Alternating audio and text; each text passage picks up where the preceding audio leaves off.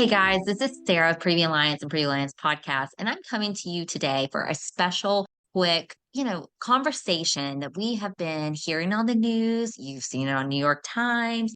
Honestly, every channel you've turned on, you have seen about Yep. the new postpartum depression drug. So I went to my go-to, Dr. Claire Smith. You guys are going to actually get to learn more about her and hear her in a Halloween episode. She is a reproductive psychiatrist, so she is all about moms, pregnancy, postpartum, our hormones.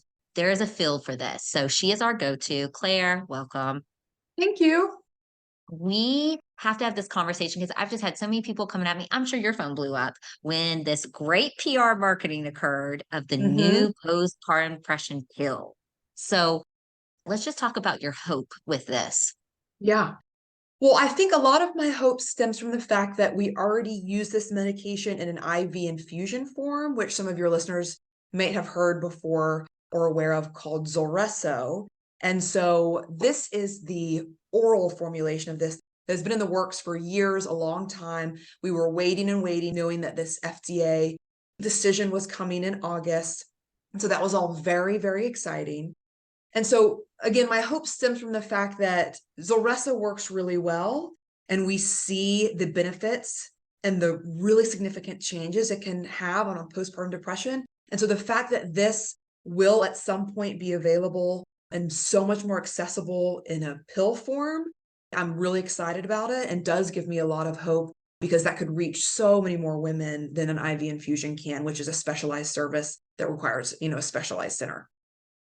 Totally. And I have heard a theme. I'm sure you have. It must be real if there's a drug for it. Right, exactly. It legitimizes this very real illness that we know about, postpartum depression, that there's still a lot of not just people, but even doctors and other types of providers out there that are not quite convinced that it's a real illness. I've certainly heard from the older generations that postpartum depression wasn't around when we were having kids. It wasn't a thing when we were moms and had little babies. And we all know that's not true. But this just takes that even more in the right direction of confirming this is a very real illness, a very real disorder that can have catastrophic impact. And there are people out there that are dedicated to the treatment of it. I love that. And speaking of that, it is Maternal Suicide Awareness Week. We know that the leading cause of death is suicide and overdose in the first year of childbirth. And we also know that it tends to happen between 6 and 12 months postpartum. So, to the moms who are hearing this information, they're like, that's not me. That's great. But what message do we want to get to them just about their mental health, to speak up, to talk about it, to share, be educated?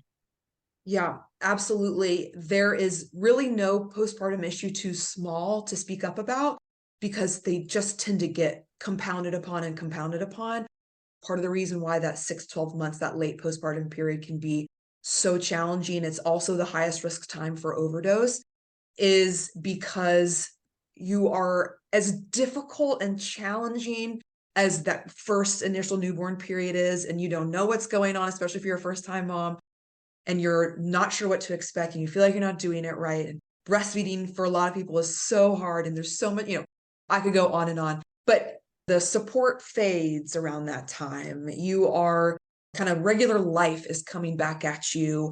If you work outside the home, you're returning to work and trying to juggle that. If it's not your first child, you're juggling not only returning to work, but having multiple small kids. And that's when you kind of get out of the newborn haze, the newborn bubble. And like I said, life comes back at you. So the message would be, again, that there's no problem too small, that these are very real, very serious issues that need treatment, but that there is treatment available. So there are specific treatments, and there are specific doctors like myself who do just this. Our clinic, between the doctors and therapists, we had over 1,000 appointments last month. That's how many women we're seeing and treating, and that's how prevalent a problem it is. It's nothing to be ashamed about. It's incredibly common, but it's incredibly treatable. And I think that last point is oftentimes missed. I love that.